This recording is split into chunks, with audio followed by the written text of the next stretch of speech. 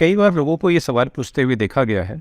लोग ये कहते हैं कि जब हम पूजा पाठ करते हैं, जब हम ईश्वर को याद करते हैं, जब हम अपनी प्रार्थनाएं करते हैं, तो हमारा ध्यान पूजा में नहीं लगता।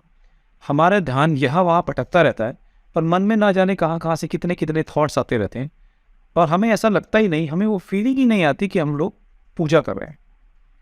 हमारा ध्यान पूजा में क्यों नहीं लगता है? देखिए, सबसे पहले तो समझने वाली बात यह है कि प्रार्थना और ध्यान दोनों बिल्कुल अलग अलग चीज़ें। जब आप प्रार्थना करने बैठोगे, किसी की पूजा करने बैठोगे, तो आपका ध्यान कभी भी लगेगा ही नहीं। आपके ध्यान में बिना मतलब के बहुत सारे अलग अलग थॉट आएंगे ही आएंगे। क्यों? ऐसा इसलिए है क्योंकि आपने कभी ध्यान का अनुभव किया ही नहीं, कभी अपने ध्यान की प्रैक्टिस की ही नहीं। इस बात को आगे एक्सप्लेन करने से पहले मैं आपको ध्यान और प्रार्थना के बीच का फर्क समझा दूं। जब हम बात करते हैं प्रार्थना की, तो प्रार्थना से मतलब है प्रार्थना किसी की जाती है। यानी जब हमें प्रार्थना करनी होती है तो प्रार्थना करने के लिए हमें कोई दूसरा चाहिए, कोई पर चाहिए, कोई तू चाहिए जिसकी मैं प्रार्थना कर सकूं।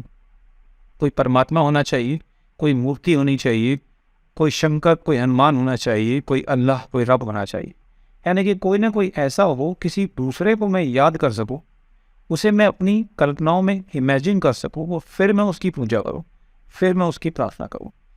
इसका मतलब है कि जब हम प्रार्थना करते हैं तो प्रार्थना करने के लिए कंपलसरी कोई दूसरा होना चाहिए जिसके चरणों में सिर को रखा जा सके, जिसके प्रति ध्यान करने की कोशिश की जा सके, जिससे आशीर्वाद मांगा जा सके, जिससे प्रार्थनाएं की जा सके। जब जब हम प्रार्थना करते हैं तो बेसिकली हम अपनी प्रार्थनाओं में क्या करते हैं? हम अपनी प्रार्थनाओं में अपने ईश्वर को, जिसे भी हम ध्यान रहे हैं, जिसका भी हम ध्यान करने की कोशिश कर रहे हैं, जिसे भी हम पूज रहे हैं, हम बेसिकली उसका थोड़ा सा गुणगान करते हैं और गुणगान करने के बाद अपनी डिमांड रखना शुरू कर देते हैं। हम भगवान के सामने अपनी इच्छाएं जाहिर करते हैं। भगवान ये दे दे, भगवान वो दे दे, मकान बनवा दे, पैसे दे दे, लड़का बीमार है ठीक करवा दे, नौकरी लगवा दे। हमारा जो प्रार्थनाएं हैं, हमारी प्रार्थनाएं इतनी होती है। हमने अपनी प्रार्थनाओं में केवल ईश्वर को मक्खन लगाना सीखा है, वैसे ही जैसे हम यहाँ दुनिया पर लगाते हैं। लेकिन जो ध्यान है वो इससे बिल्कुल एक अलग है। प्रार्थना में किसी दूसरे का होना कंपल्सरी है। आपने कभी कभी सुना भी होगा, कई लोग ये कहते हैं कि जब भी प्रार्थना करो मैं गिर जाना चाहिए। जब आपका मैं खत्म हो जाए तब प्रार्थना फलित होगी। यानी कि प्रार्थना में मैं खत्म होना चाहिए और तू जिंदा रहना चाहिए।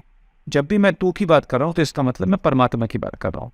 जब हम प्रार्थना कर रहे हैं तो मैं खत्म होना चाहिए और तू जीवित रहना चाहिए और सामने रहना चाहिए, तब प्रार्थना घटित होती है। यानी प्रार्थना में मैं खत्म हो जाता है और तू चलता रहता है, और जब अकेला तू रहता है तब प्रार्थना होती है। लेकिन ध्यान में सबसे पहले तू गिर जाता है, परमात्मा गिर जाता है। ध्यान में किसी भी दूसरे की आवश्यकता नहीं है। जब भी आप ध्यान करने बैठेंगे तो ध्यान करते समय कोई भी दूसरा वहाँ नहीं होना चाहिए। ध्यान में सबसे पहले तू पर किसी भी दूसरे अस्तित्व को नकारना होता है। आपको बिल्कुल एकांत, बिल्कुल अकेला होना होता है, जहाँ केवल आप बचे। पर मजे की बात यह है कि जब कोई दूसरा नहीं होता, जब कोई तू नहीं होता, तब मैं भी अपने आप गिर जाता है और आदमी तब मनुष्य शून्य में चला जाता है। मतलब ध्यान का मतलब है कि ना तो तू बचे ना मैं बचे, सब चीज़ खत्म, पूर्ण शून्य हो जाए। जब ऐसा होता है तब इंसान का जो मस्तिष्क है वो सभी थॉटों से बाहर निकल जाता है। उसके अंदर आने वाले सारे विचार पूरी तरह से रुक जाते हैं और वो पूर्ण शून्य की तरफ जाता है। उसको कहते हैं ध्यान की स्थिति। अब आपका जो सवाल है वो यही है कि पूजा करते समय या प्रार्थनाएं करते समय ध्यान क्यों नहीं लगता?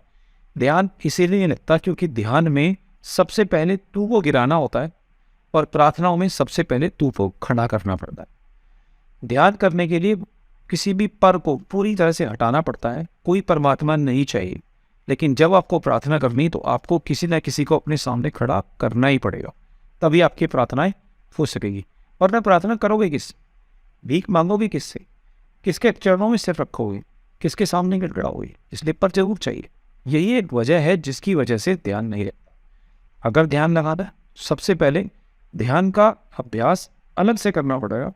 जब आप अलग से ध्यान का अभ्यास करेंगे और जिसमें तू गिर जाए मैं कर जाऊँ और आदमी कंप्लीट शून्य में चला जाए, तब जाकर ध्यान।